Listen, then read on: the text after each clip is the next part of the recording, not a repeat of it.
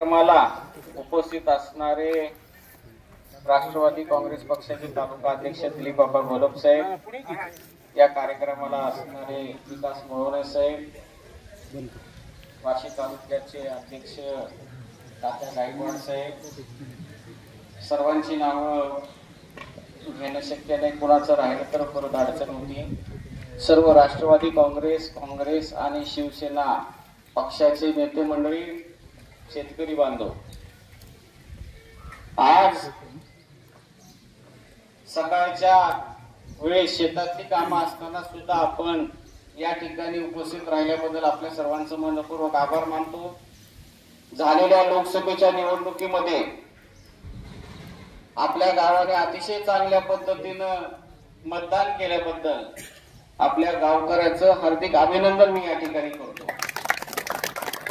आजचा जर आपण राजकीय परिस्थिती बघितली, मागच्या 10-15 दिवसापूर्वीची एबी फॉर्म राष्ट्रवादी काँग्रेस पक्षाला मिळाला होता, सेनेला देखील मिळालेला होता, परंतु यातून योग्य तोडगा काढून एबी फॉर्म मिळून सुद्धा रणजितदादा पाटील यांनी माघार घेतली। त्याबद्दल त्यांचे आभार मानले, आपण शिवसेनेचे आभार मानले। आणि कालच्या सभेमध्ये ही सर्व मंडळी एकत्रितरित्या आपल्या कामाला सुद्धा या ठिकाणी लागलेली आहे। परवा महाविकास आघाडीचा कार्यक्रम परांडा इथं मोठ्या प्रमाणात झाला। सर्व शिवसेनेचे कार्यकर्ते, काँग्रेसचे कार्यकर्ते आणि सेनेचे कार्यकर्ते असा एकत्रित कार्यक्रम त्या ठिकाणी झाला। कारण आपले आदरणीय पवार साहेब या ठिकाणी त्यांच्या उपस्थितीमध्ये मोठा कार्यक्रम परांड्याला या ठिकाणी झालेला आहे।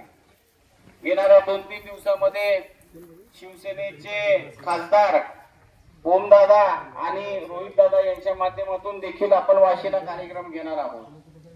लोकसभेला जे वातावरण होतं, पवार साहेबांबद्दल, उद्धव ठाकरे साहेबांबद्दल, राहुलजी गांधी बद्दल जे एक सहानुभूतीचं वातावरण निर्माण झालं होतं, लाट निर्माण झालेली होती, तेच वातावरण आज आपल्याला विधानसभेच्या निवडणुकीमध्ये पाहायला मिळतंय। लोकसभेची निवडणूक सोयाबीनचा भाव, कांद्याचा भाव, दुधाचा भाव ह्या मुद्द्यावर झाली। लोकसभा झाल्यानंतर सुद्धा हे शासन ह्याच्यामध्ये काही बदल करेल असं वाटलं होतं, परंतु पूर्वी 11,000 पर्यंत पोहोचल्याचं सोयाबीन आज 4,500 पर्यंत आलंय, 4,000 पर्यंत आलंय। लोकसभेला तरी निदान 5,000 पर्यंत होतं, परंतु आज सोयाबीनचा रेट हा 4 ते 4,500 पर्यंत आलेला आहे। ही शेतकऱ्याची अतिशय या ठिकाणी चेष्टा करण्याचं काम या ठिकाणी चालू आहे। कांद्याची तीच परिस्थिती, दुधाच्या भावाची तीच परिस्थिती। आपण ज्या मुद्द्यावर लोकसभेची निवडणूक झाली त्याच मुद्द्यावर आज आपल्याला विधानसभेत सुद्धा भांडावं लागत आहे, हे आपलं दुर्दैव आहे। फटका बसून सुद्धा ही लोक सुधारलेली नाहीत, याचा विचार आपण या ठिकाणी करणं गरजेचं आहे। मागच्या 15 वर्षामध्ये आपली सत्ता असताना, मी आमदार असताना आपल्या तालुक्यातलं, आपल्या मतदारसंघातलं, आपल्या जवळचं गडकराजवाडीचा तलाव आपण पूर्ण केला, दुधाळवाडीचा तलाव पूर्ण केला, इस्रूपचा तलाव पूर्ण केला, यशवंतीचा तलाव पूर्ण केला, हातुराचा तलाव पूर्ण केला, लिंगे पिंपळगावचा तलाव पूर्ण केला। आणि एखादा तलाव एखाद्या भागामध्ये झाला तर आसपासच्या 10-15 गावाला त्याचा फायदा होत असतो। आणि खऱ्या अर्थानं विकास जर ग्रामीण भागाचा करायचा असेल तर सिंचन वाढलं पाहिजे, ते काम आपण या ठिकाणी केलं। पुढच्या 25-50 वर्षामध्ये हे पाणी त्या धरणामध्ये साठणार आहे, त्याचा फायदा आपल्याला या ठिकाणी मिळणार आहे। हे शाश्वत काम आपण आपल्या काळामध्ये केलेलं आहे। एमएससीबीच्या बद्दल सुद्धा आपण यशवंतीचं 33 केवी केलं, पारडी फाट्याचं 33 केवी केलं, बावीचं केलं, लिंगी पिंपळगावचं केलं। हे आपल्या तालुक्यातलं मी तुम्हाला सांगतोय 220 केवी सबस्टेशन परांड्याला केलं आणि लाईटीचा प्रश्न सोडवण्यासाठी प्रयत्न केला। आपल्या वाशी तालुक्यामध्ये आपण प्रशासकीय इमारती उभा केल्या, याच्यामध्ये कोर्टाची बिल्डिंग होती, सेंट्रल बिल्डिंग मध्ये आपलं तहसीलचं ऑफिस आहे, कृषीचं ऑफिस आहे, पंचायत समिती आहे, इतर सर्व ऑफिसेस आपलं त्या ठिकाणी आपण केलेले आहेत। आणि ह्या 5 वर्षामध्ये एकही नवीन तलाव आपल्या मतदारसंघामध्ये झालेला नाही। एकही नवीन 33 केवी आपल्या मतदारसंघामध्ये झालेलं नाही. एकही नवीन प्रशासकीय इमारत आपल्या मतदारसंघामध्ये झाली नाही. झाली असेल तर तुम्ही जरूर सांगा. आपल्या आमदाराकडे आरोग्य खातं होतं. आरोग्य खातं ज्यांच्याकडे होतं त्यांनी एकही दवाखाना आपल्या मतदारसंघामध्ये 5 वर्ष सुरू केलेला नाही. या ठिकाणी तुम्ही आजारी पडल्यावर जुन्या आपल्या दवाखान्यामध्ये ऍडमिट होतात का? नवीन ह्या आमदारांनी केलेला कुठला दवाखाना आहे जिथं उपचार तुम्हाला या ठिकाणी मिळतोय? ही टीका आपण त्यांच्यावर केल्यावर त्यांनी सांगितलं बघा, फोटो दाखवले, पिलर उभा राहणारे, की हा दवाखाना आम्ही करतोय. आमचं म्हणणंच हे आहे की तुम्ही 5 वर्षांपासून विधानसभेचे आमदार आहात. त्याच्या अगोदर विधान परिषदेचे आमदार होतात, 2दा पालकमंत्री होतात आणि 7-8 वर्ष तुम्ही सत्तेमध्ये आहात. मग 8 वर्षानंतर तुम्ही आम्हाला दवाखान्याचे पिलरच दाखवताय. तुम्ही 5 वर्षामध्ये तो दवाखाना पूर्ण करून त्याच्यामध्ये डॉक्टरची नेमणूक करून तिथं उपचार सुरू झालेला दवाखाना तुम्ही आम्हाला दाखवा. असा एकही दवाखाना आरोग्य खातं आपल्याकडे असताना सुद्धा आपल्याला पाहायला मिळाला नाही. हे मी तुम्हाला या कार्यक्रमाच्या निमित्तानं सांगतो. गेल्या वेळेस आपला पराभव झाला, तो स्वीकारला. आपण लोकांच्या संपर्कामध्ये दुसऱ्या दिवशीपासून कामाला लागलो, त्यांच्या सुखदुःखात सामील झालो, विरोधी पक्षाचं काम चालू केलं, पीक विम्याचं काम आपण त्या ठिकाणी केलं, दुधाचं आंदोलन केलं, सोयाबीनच्या भावावर आंदोलन केलं. जिथं जिथं शेतकरी अडचण येतील तिथं तिथं आपण विरोधी पक्षाची भूमिका मांडली. आणि मग या 5 वर्षामध्ये आपण ज्या आमदाराला निवडून दिलं त्यांनी आपल्या मतदारसंघासाठी काय केलं हे प्रश्न विचारण्याची वेळ आज या ठिकाणी आलेली आहे. आपण जर बघितलं तर 5 वर्षामध्ये आपण कुठलंच मोठं काम केलं नाही. म्हटल्यानंतर सरकारने मुख्यमंत्री लाडकी बहीण योजना आणली आणि महिलांना 1500 रुपये देण्याचं त्या ठिकाणी ही योजना त्या ठिकाणी सुरू केली. परंतु ही योजना त्यांनी 2 वर्षापूर्वी 2.5 वर्षापूर्वी सरकार आल्यानंतर केली असती तर त्या महिलांना आधार झाला असता. ही योजना फक्त निवडणुकीपुरती आहे. 15 दिवसांमध्ये तुम्ही अर्ज मागवले, 15 दिवसामध्ये ती मंजूर केले आणि लगेच 15 दिवसात तुमच्या खात्यावर पैसे आले. एवढं फास्ट हे काम का झालं? तर निवडणुकीपुरते तुम्हाला हे पैसे द्यायचे होते. कायमस्वरूपी ही योजना यांना चालू ठेवायची नाही.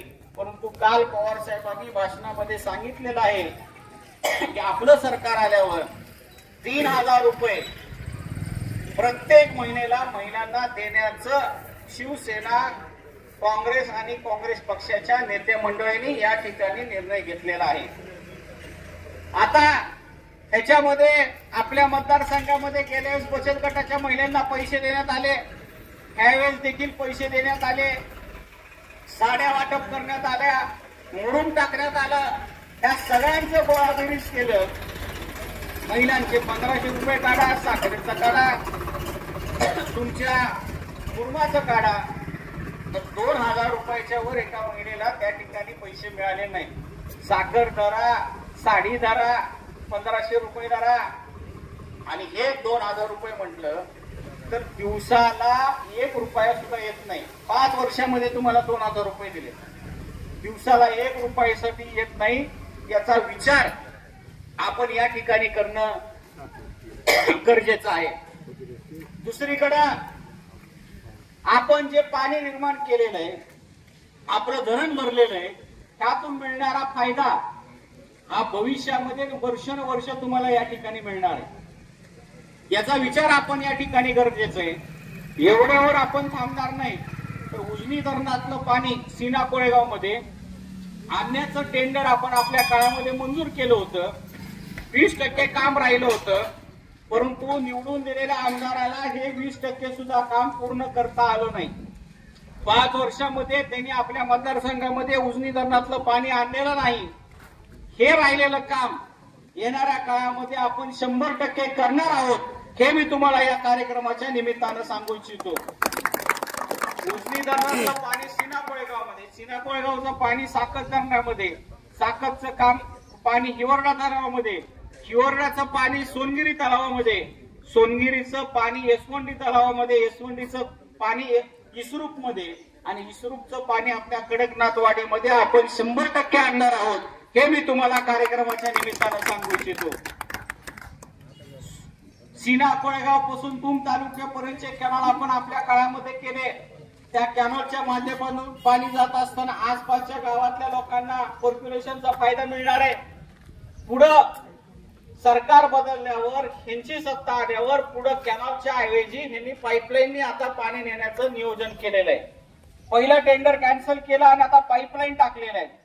आता तुमच्या इस्रूपच्या तलावापासून कडकनाथवाडीपर्यंत पाणी कॅनलनी नेलं असतं तर तुम्हाला गावाला पाण्याचा फायदा झाला असता, विहिरीला पाणी वाढलं असतं। परंतु आता त्यांनी कॅनलच्या ऐवजी पाईपलाईन टाकली।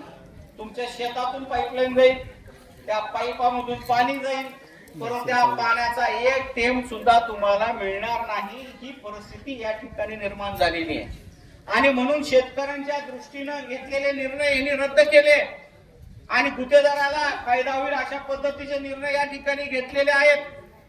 कधी न भरून निघणारं नुकसान तुमचं या ठिकाणी होणार आहे। एकदाच हे पाण्याचं काम होणार आहे आणि हे पाण्याचं काम आपण अगोदर करून दाखवलंय, पुढे देखील करून दाखवणार आहोत। त्या सर्व गोष्टीचा विचार आपण या ठिकाणी करणं गरजेचं आहे। या ठिकाणी बोलण्यासारखं बरंच आहे, परंतु मी जास्त लांब लचक बोलणार नाही। सभेमध्ये आपण प्रत्येक गोष्ट घेतो, युट्यूबवर आपले सगळ्यांची भाषणं या ठिकाणी ऐकायला मिळतात। खऱ्या अर्थानं आमदाराला या ठिकाणी निवडून देताना माणूस सर्व गोष्टीचा विचार करतो। तुम्हाला उद्या जर अडचण आली सामान्य माणसाला तर तुम्ही मला अर्ध्या एक तासामध्ये गिरवलेला येऊन भेटू शकता, परंतु 5 वर्ष निवडून दिलेल्या आमदाराला इथं कुणी असलेल्या माणसाची भेट झाली का? सामान्य माणूस त्याला भेटू शकत नाही, काम सांगू शकत नाही। काम करून गेलं तर लांब राहिलं, नुसतं आपण ह्या आमदाराला भेटून दाखवा, तुम्हाला बक्षीसच देतो। ह्या आमदाराचा कसलाही संपर्क आपल्या मतदारसंघातल्या लोकांशी नाही, नेत्याशी नाही, कार्यकर्त्याशी नाही, त्याची नाळच आपल्या मतदारसंघाची या ठिकाणी जुळलेली नाही। याचा विचार आपण या ठिकाणी करणं गरजेचं आहे आणि म्हणून ज्याला आपण हक्काने काम सांगू शकतो, हक्काने फोन करू शकतो, त्यांना कधी भेटू शकतो, एखादी अडचण असेल तर सांगू शकतो, याच्या सारखा माणूस आपण या ठिकाणी निवडणं गरजेचं आहे। आज पैशाचा पाऊस पडत आहे, ढगफुटी होत आहे, परंतु खऱ्या अर्थानं मतदारसंघातल्या लोकांनी लोकसभेच्या इलेक्शनच्या वेळेसच ठरवलेलं होतं की किती काही कुणी या ठिकाणी पैशाची मस्ती केली तरी सुद्धा लोकसभेला 81,000ची लीड आपल्या मतदारसंघानं महाविकास आघाडीला दिलेली आहे आणि तशाच पद्धतीचं वातावरण आज देखील आपल्या मतदारसंघामध्ये आहे। मी काँग्रेस असेल, शिंदे तालुका काँग्रेस शिंदे साहेब सुद्धा या ठिकाणी काँग्रेस पक्षाचे अध्यक्ष आलेले आहेत, शिवसेनेचे नेते मंडळी असतील, राष्ट्रवादीचे नेते मंडळी असतील, आपण सर्वांनी आम्हाला या ठिकाणी सहकार्य करावं आणि येणाऱ्या 20 तारखेला तुतारी वाजवणाऱ्या माणसाच्या चिन्हासमोर बटन दाबून मतदान करावं ही विनंती मी तुम्हाला या कार्यक्रमाच्या निमित्तानं करत आहे। ईव्हीएम मशीन आहे, आता तिथं गेल्यानंतर आपण अगोदर मशीन शिस्तीत बघावं, सावकाश बघावं। 2 ईव्हीएम मशीन राहणार आहेत। पहिल्या मशीनवर आपण 4थ्या नंबरवर आपलं त्या ठिकाणी चिन्ह आहे त्याच्यावर मतदान करावं। या ठिकाणी ईव्हीएम मशीन 2 असल्यामुळे सुरुवातीला मतदान करताना आपल्या पोलिंग एजंटनी आपलं पहिल्या ईव्हीएम मशीन आपली जागेवर आहे का नाही ह्याचं बघावं, नाही तर उलटी झाली तर परत आपल्याला त्या ठिकाणी अडचण होती। तसं त्या शासनाच्या अधिकाऱ्याला 1 नंबरची मशीन 1 नंबरलाच ठेवावी लागती, परंतु हे जे सारखे बारकावे आहेत ह्याच्याकडे लक्ष देणं गरजेचं आहे। पोलिंग एजंट आपल्या मतदान सुरुवातीला करणाऱ्या लोकांचं हे थोडं लक्ष ठेवण्याचं काम आहे, हे मी तुम्हाला या कार्यक्रमाच्या निमित्तानं सांगू इच्छितो। त्याच्यानंतर मी जास्त काही बोलणार नाही। मराठा आरक्षणाच्या संदर्भात आपण मनोजदादा जरांगे पाटील यांची वेळोवेळी भेट घेतलेली आहे, त्यांचं वेळोवेळी पाठिंबा दिलेला आहे। सर्व धर्म समभाव मानणारा आपली ही महाविकास आघाडी आहे, सर्व जाती धर्माला बरोबर घेऊन जाणारी ही आपली महाविकास आघाडी आहे। या सर्व गोष्टीचा विचार करून आपण येणाऱ्या 20 तारखेला मतदान करावं ही विनंती करतो आणि माझे 2 शब्द संपवतो। धन्यवाद।